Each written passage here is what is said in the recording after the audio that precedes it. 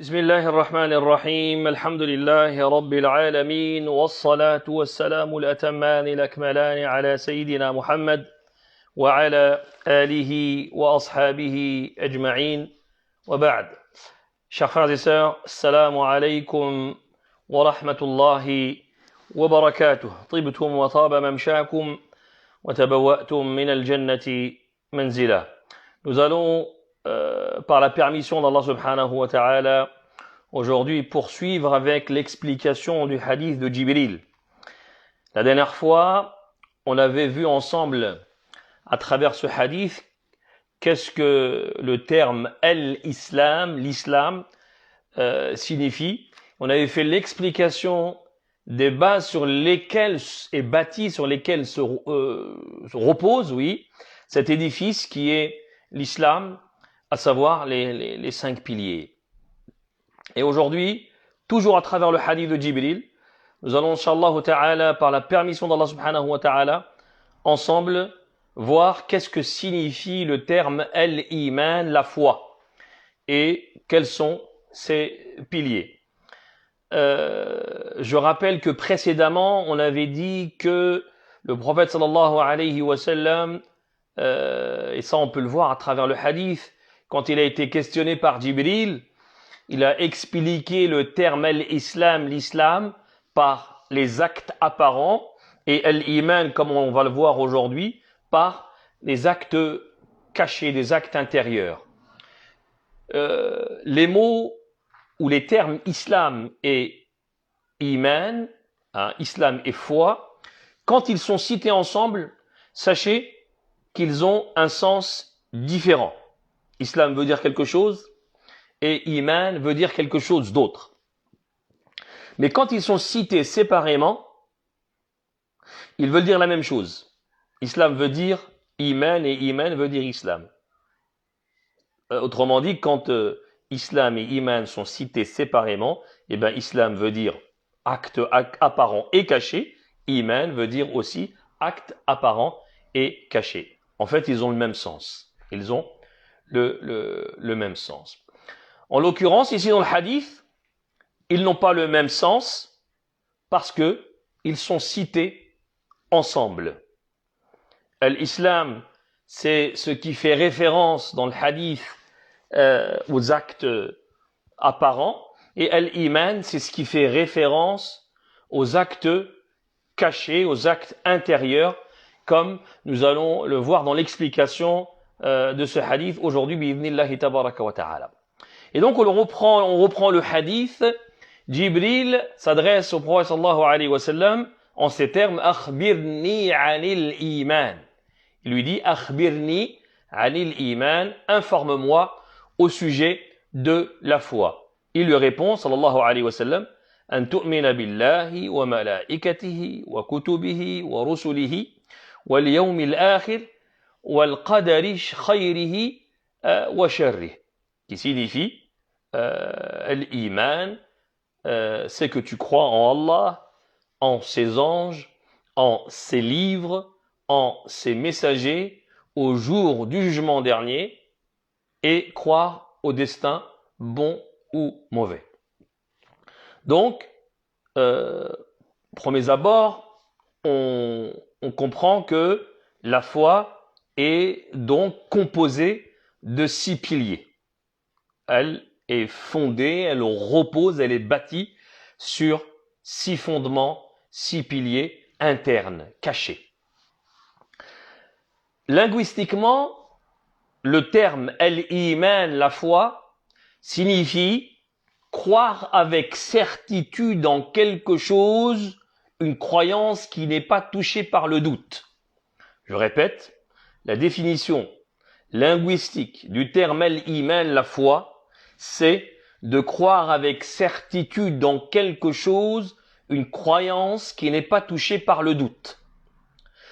Quant au sens religieux du terme l'iman, le sens religieux qu'on donne au terme l'iman, la foi, il s'agit, on dit en arabe, qawlun bil lisan wa i'tiqadun bil janan وعمل بالجوارح والأركان. Qu'on pourrait traduire, c'est une parole prononcée de la langue, une croyance du cœur et des actes avec les membres.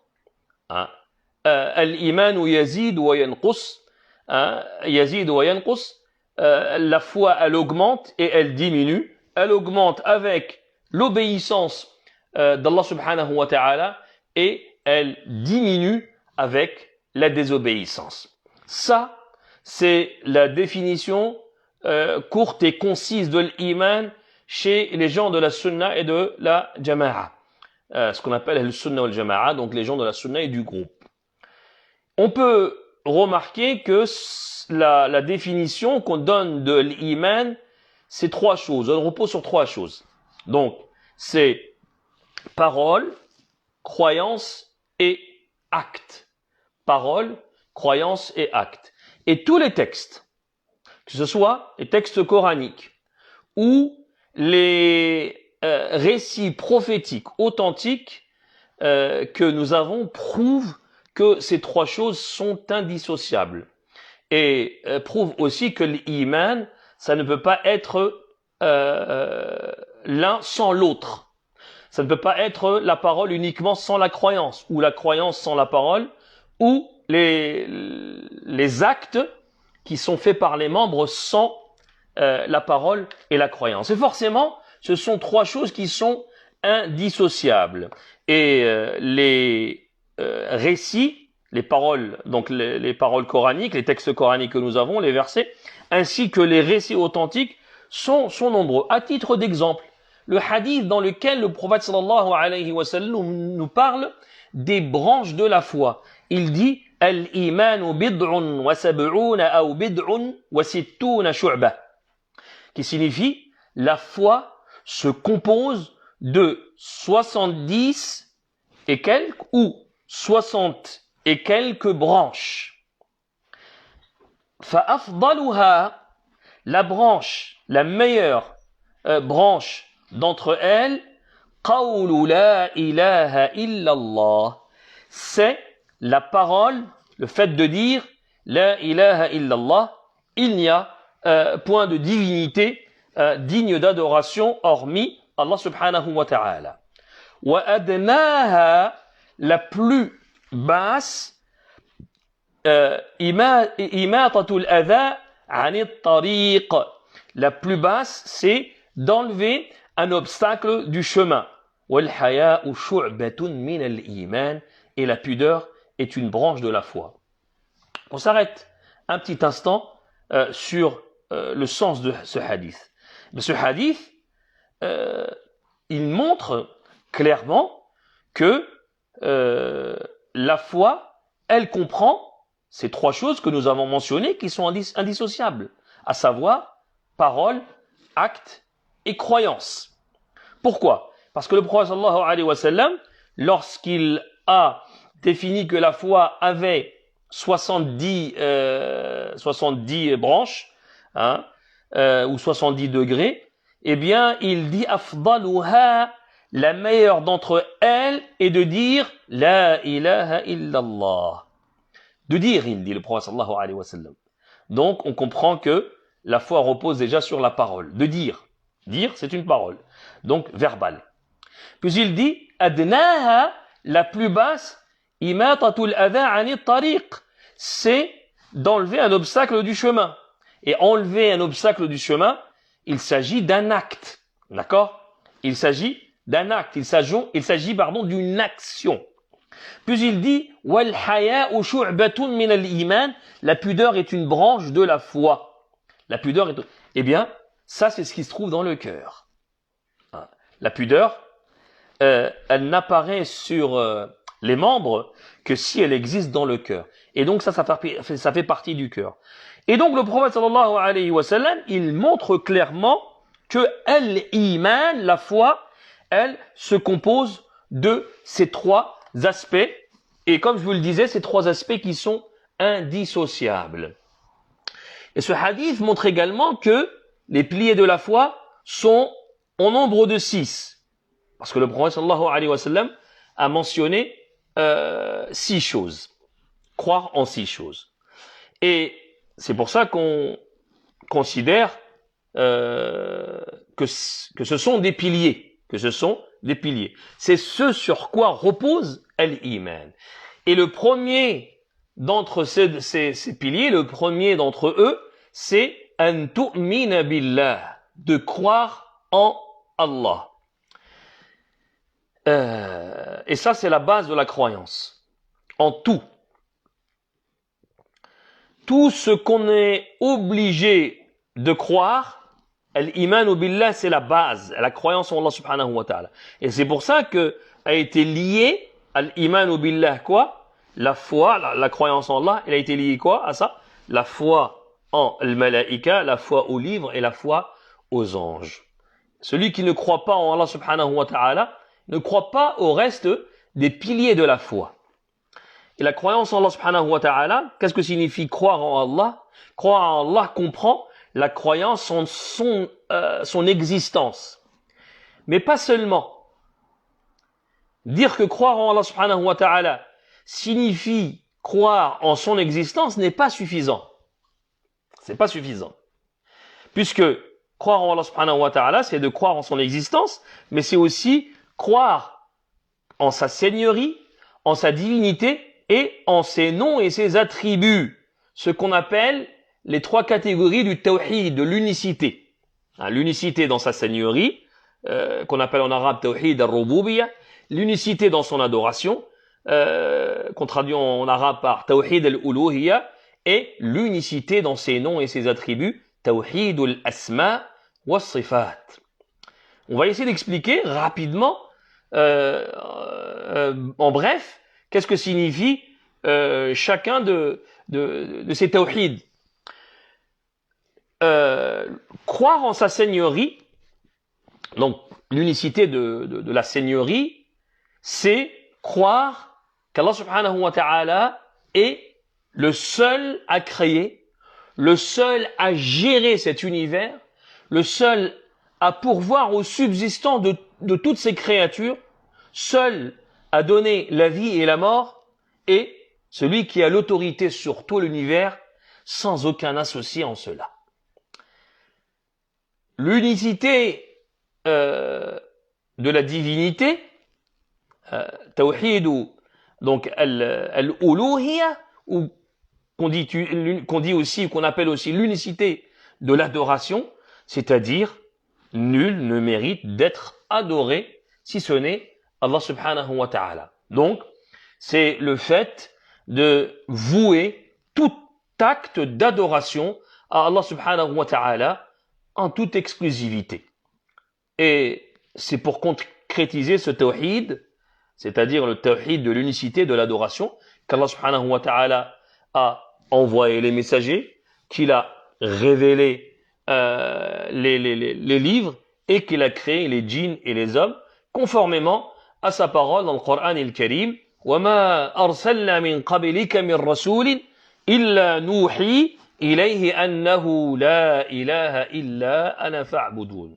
Et nous n'avons envoyé avant toi aucun messager à qui nous ayons révélé point de divinité en dehors de moi, adorez-moi donc. Et aussi conformément au verset, je n'ai créé les djinns, wa ma khalaqtul jinna wal insa illa liya'budun. Je n'ai créé les djinns et les hommes que pour qu'ils m'adorent. En ce qui concerne l'unicité des noms et des attributs, tawhid al-asma wa sifat, ça consiste à croire en tous les noms et attributs d'Allah subhanahu wa ta'ala qu'il s'est attribué lui-même ou que son prophète sallallahu alayhi wa sallam lui a attribué, et qui sont tous des attributs de perfection et qu'Allah subhanahu wa ta'ala est exempté de tout défaut. Conformément à sa parole, وَلِلَّهِ الْأَسْمَاءُ الْحُسْنَى فَادْعُوهُ بِهَا. C'est à Allah qu'appartiennent les noms les plus beaux, invoquez-le par ces noms. Donc, le tawhid, l'asma wa sifat, l'unicité des noms et des attributs, c'est donc d'affirmer tout ce qu'Allah Azza wa Jal s'est affirmé à lui-même et lui a affirmé le prophète sallallahu alayhi wa sallam comme nom et attribut de la manière qui convient à sa perfection et à sa majestuosité, sans takyif, c'est-à-dire sans s'interroger sur le comment. Exemple, Allah subhanahu wa ta'ala mentionne dans le hadith authentique qu'il descend au ciel le plus bas, le dernier tiers de la nuit. Hadith connu, hadith authentique, qu'on ne peut pas rejeter. Eh bien, le sans takyif, sans s'interroger sur le comment, c'est de se dire qu'Allah subhanahu wa ta'ala descend au ciel le plus bas, une descente qui convient à sa perfection et à sa majestuosité. Sans takyif, sans tamthil, c'est-à-dire sans donner une ressemblance, faire ressembler quelque chose à Allah subhanahu wa ta'ala, parce qu'Allah lui-même dit « Laysa kamithlihi shay wa huwa as-sami'ul basir » Rien ne lui ressemble et c'est lui qui entend et voit tout. Sans takyif, sans tamthil, sans tahrif, sans changement, sans altération, c'est-à-dire sans fausse interprétation qui va venir modifier le sens. Il va venir modifier le sens. Donc les attributs d'Allah subhanahu wa ta'ala, il faut les prendre comme ils nous sont mentionnés dans le Coran et le Karim ou dans les hadiths, les récits authentiques. Et sans ta'til, c'est-à-dire sans négation, c'est-à-dire le fait de nier des attributs ou des noms d'Allah subhanahu wa ta'ala. Ça, c'est ce qu'on peut dire sur ce premier pilier qui est an tu'mina billah, de croire en Allah. En ce qui concerne le second pilier, an tu'mina bil malaika. On me dit an tu'mina billahi wa malaikatihi, de croire en ses anges.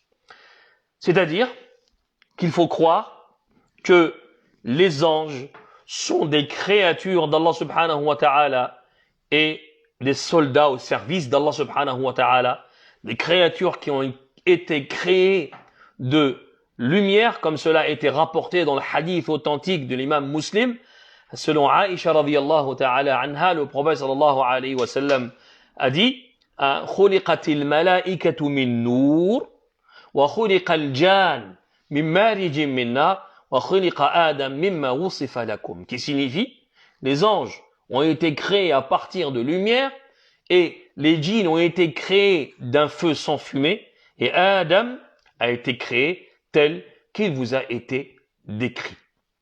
Al-malaika en arabe, c'est le pluriel de malak. Donc malak, c'est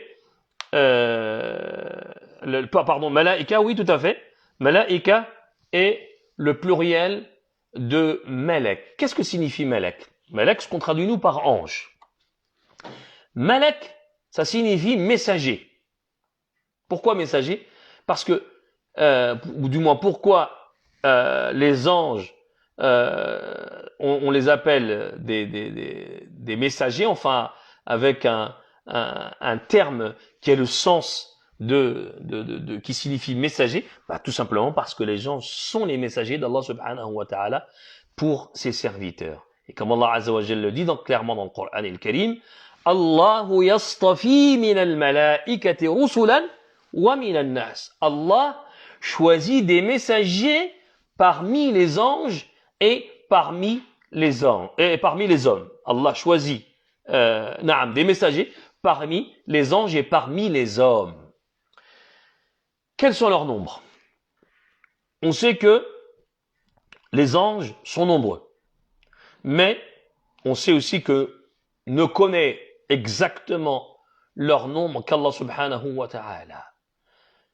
Et ceci est indiqué par le fait que chaque jour, 70 000 anges entrent dans Al-Bayt al-Ma'amour, la maison peuplée, qui se trouve au 7e ciel, et qui ne reviennent jamais. Chaque jour, 70 000 anges. Il y a parmi les anges auprès d'Allah subhanahu wa ta'ala ceux qui ont des tâches spécifiques dont Allah subhanahu wa ta'ala les a chargés. À titre d'exemple, Jibril est en charge de la révélation, l'ange Mikaïl est en charge de la pluie et de la végétation. L'ange de la mort est en charge de récupérer les âmes au moment de la mort. L'ange Israfil, qui est chargé de souffler dans la trompe lors de l'avènement de l'heure et au moment de ressusciter les gens. Certains d'entre eux sont chargés des fœtus dans les ventres de leur mère. Ils sont là pour leur insuffler l'âme par ordre d'Allah subhanahu wa ta'ala. Et de même par ordre d'Allah subhanahu wa ta'ala, il leur est ordonné d'écrire 4 choses, comme cela est rapporté dans le hadith qui est authentique, comme a dit le prophète sallallahu alayhi wa sallam, وَيَكْتُبُ رِزْقَهُ وَأَجَلَهُ وَعَمَلَهُ وَشَقِيٌّ أَوْ سَعِيدٌ. L'ange vient et écrit sa subsistance, il écrit sa durée de vie, donc au fœtus. Il écrit sa subsistance, sa durée de vie, son action, et si il sera heureux ou malheureux. Il y a les anges qui écrivent les actes et les paroles des humains, bien sûr de ceux qui sont responsables, tout ce qui sort de la bouche. Ma yalfidhu min qawlin illa ladayhi raqibun atid, qui sont appelés raqib et atid. On a l'ange Ridwan, qui est le gardien du paradis. On a Malik, qui est le gardien de l'enfer, et d'autres encore chargés d'autres choses. Ce qui est obligatoire, c'est de croire en ceux qui ont été nommés et en ceux qui n'ont pas été nommés. Et ce qui est également obligatoire, c'est de croire et de reconnaître tout ce dont le Coran et le Karim et la Sunna authentique ont informé au sujet de Al-Malaïka. De même, croire qu'ils sont tous soumis à l'ordre d'Allah subhanahu wa ta'ala. Ils ne désobéissent pas à Allah subhanahu wa ta'ala dans ce quoi il leur a ordonné, et ils accomplissent ce qu'Allah subhanahu wa ta'ala leur a commandé de faire. Qu'ils font partie du monde invisible, on ne peut pas les voir, mais on croit en leur existence, en leur acte mentionné par Allah subhanahu wa ta'ala, et aussi en leur obéissance, comme Allah azza wa jal dit, la ya'souna Allah ma amarahum wa yaf'aluna ma yu'marun, qui signifie ils ne désobéissent jamais à Allah subhanahu wa ta'ala en ce qu'il leur commande, et ils font strictement ce qu'on leur ordonne de faire. Donc on va s'arrêter là pour aujourd'hui. Donc on aura vu les 2 premiers piliers parmi les piliers de la foi, et on poursuivra la prochaine fois incha'Allah ta'ala avec le reste des piliers de la foi. Barakallahu fikum wa jazakumullahu khair jaza wa sallallahu wa sallim wa barik ala sayyidina Muhammadin wa ala alihi wa ashabihi ajma'in. Wassalamu alaykum wa rahmatullahi wa barakatuh.